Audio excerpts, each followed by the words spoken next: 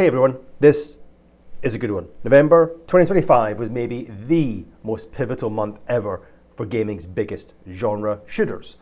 You may have seen the headlines of this game doing better than another, but there are huge ongoing consequences being played out here.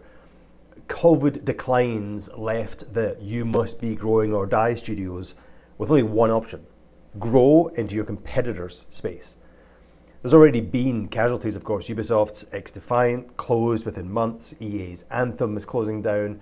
Sony's Concord was the biggest entertainment disaster of all time in this category. Bungie's Marathon has been punted. There's been billion-dollar lawsuits in the build-up to this. There's been staff poaching. There's been, the pitting of Rockstar producers, Zampella versus Soderland. What are we on, like round 6 now? Right-wing Russian developers who refuse to give their characters boobs, but their game mode is so compelling, COD adds an extraction shooter to offset it. That, and of course Arc Raiders, which is being made by the ex-Battlefield guys to go against Battlefield. And Battlefield is adding a free-to-play mode to offset COD's free-to-play mode that it added to offset PUBG's Battle Royale mode, only they had to make it free because Fortnite has made the whole genre free-to-play. Fortnite, by the way, kind of sitting roughly in this category and still being the biggest thing ever still, but competing hard against itself, its OG rebirth last year, and spending Jeebus knows how much in turning the whole game into The Simpsons and really trading on that 90s nostalgia. And all of it, everything, launches within just the last few weeks. All of it launched in November in a straight, deliberate fight this year rather than next year, which is also relevant. There's been market fracturing, looter shooters, hero shooters, extraction shooters, battle royale, survival. There's even a duck genre. And if COD fails, what happens to Game Pass? And if Game Pass fails, what happens to Xbox? So there's real stakes here. Amy McIntyre and I once sat across the table from Zampella negotiating the price of real fighter jets used to protect the shipment of physical COD discs in cargo planes flying at that moment over Central Europe. True story. So anyway, let's look at the winners and losers, the consequences for the big players, what that will change for gaming in 2026, and if you're making a game, what opportunities this all presents, because it does present some. This is my podcast. Now I can talk about games. 25 years behind NDAs in the industry, I'll try to cast light on what's going on where I can. If you are making a game and I can help you in any way, please reach out through the website or like and subscribe to support the channel. Okay, let's go. Here's the quick context in the lead up to this monumental fight. Call of Duty, COD, once upon a time, the de facto console multiplayer shooter. Originally Zampella and Companion's baby before a very public divorce, this saw Activision paying out lawsuits to everyone, including EA, but crucially retained the name and Activision have largely kept the game strong over the years, and it's seen the platforms paying for favors in the understanding that for years players were going to play Call of Duty. The only question was where. And this all culminated, of course, in the biggest company acquisition ever when Microsoft bought them for $74 billion. The more recent context for 2025 is that whatever happened in 2023 that forced Activision to ship the DLC dressed up as a game that was Modern Warfare 3 rather than the planned Black Ops 6 has had a domino effect. The series has been out of step and they had no choice but to fast follow Black Ops 6, just months later announcing Black Ops 7. At the same time, the inevitable test of whether Call of Duty players wanted to further Fortnite their game was answered by an equally inevitable and loud answer by the player base last year. So things are unusually unsure at COD. Going up against COD 2025 is none other than the return of Zampella. Now, I ended up in a room with him all those years ago doing Modern Warfare 1 and 2 times because the company I was working for at the time happened to be buying more Call of Duty as a retailer than anybody else on the planet back in the days when you didn't sell games to individuals through digital, you sold them to stores. So the company I was working for was buying more copies of the game than anybody else on the planet. It was probably the biggest deal ever done in retail gaming history, if you want to be spectacular about it. The reason they put Zampella and I in a room actually wasn't to do with organising fighter jets, albeit we did have to do that for insurance purposes because the value of the shipments were so big. It was because symbolized that Zampella wanted to control and tell a particular story. But Activision, man, they had different ideas. But hired by EA after the Activision divorce, Zampella has, of course, been busy making mech and lightsaber games, and of course, EA's hero shooter / battle royale game, Apex Legends.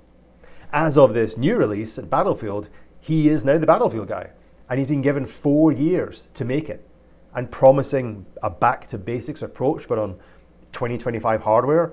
The build-up was all about, could Zampella, the guy who invented Call of Duty, come back like Jordan and land a blow to the franchise that he made? Oh, and they dropped a free-to-play mode to counter CODs, which is no small thing in and of itself. So it's COD versus the ex-COD guy, who is the current Battlefield guy, but there's also the ex-Battlefield guy. Enter Arc Raiders, a new entry made by Patrick Soderlund and his wonderful team over in Sweden. They made the finals, which went up against Apex Legends, and before that headed up DICE, that made the Battlefield series, which was EA's more successful attempt to stay in the shooter market than Medal of Honor proved to be. Hence the many rounds that have effectively played out between these two producers over the years.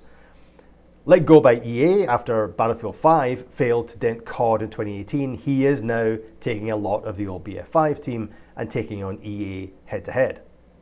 Then there's the crazy Russians. You see, let me park the Russians for a second. You see, there's a thing called operant conditioning, which sounds fancy, and I want to stick a pin in it and talk about this in a later video, but what it means is that players over time are finding precisely the flavor of shooter they want, and the industry is serving it to them. And super fast team deathmatch with people who have many opinions on your performance, sexuality, and parentage isn't for everyone. Nor are large-scale battles with PvP snipers with micro-accurate mice. Mouses? Mouse. So along came the co-op shooter, right? You and your mates against the game rather than against the elite players. Destiny, looter shooters. Meet with friends, complete missions, get better gear for your character, repeat ad infinitum. The new flavour grown out of that, and Division and others, is extraction shooters. Make friends or die trying. In the same way that everyone gets an adrenaline rush from going fast, it's just whether your fast is a bike on a gentle slope or the most extreme roller coaster. So some people love the thrill of having all the players be able to kill them at any time. But you can genuinely talk to people and set up alliances that only exist verbally. Put that on the backdrop of a looter shooter where you either walk out with what you collected or die trying either at the hands of the game or other players, then that's an extraction shooter. And people who like it love it. It really tickles that part of their brain. And some of them are moving away from Call of Duty and Battlefield, and maybe permanently. The most high profile of these for a while was Escape from Tarkov, kicking around for almost 10 years coming out of Russia. Coming to consoles for the first time, you guessed it, in November 2025. So yeah, those crazy Russians. The developer has to date not added women to the game, claiming it's a huge amount of work, and because, quote, women can't handle that amount of stress. Oh, and they got banned on Twitch for firing a real, albeit empty gun at someone's head. They are a lot. Whatever the intentions or humor lost or whatever of the developer, the game carries baggage in Western markets, and so how it did in November 2025 was going to be interesting. The general context is the established franchises are shrinking post-COVID, of course. It's unavoidable from the crazy heights that the industry hit as everybody was forced to stay indoors and find new forms of entertainment. And you'll hear a lot about how stupid the industry was to invest in this unique moment in time and expected it to continue. No one expected it to continue. It's that in the messed up capitalist world we live in, it's growth or death. So when your game, and especially your persistent games as a service title, starts to grow rapidly, you raise money, you raise investment. And so therefore you invest, you hire, you add all those features you had on your roadmap for the next 3 years much quicker. You get to make the game you always wanted to make it everything it can be, and aim to capture market share. Let the other guys fade away. This is our chance to grow, thinks everyone. It's a no choice gamble. You have to play because your competitors will, but you have to win it or you could lose everything.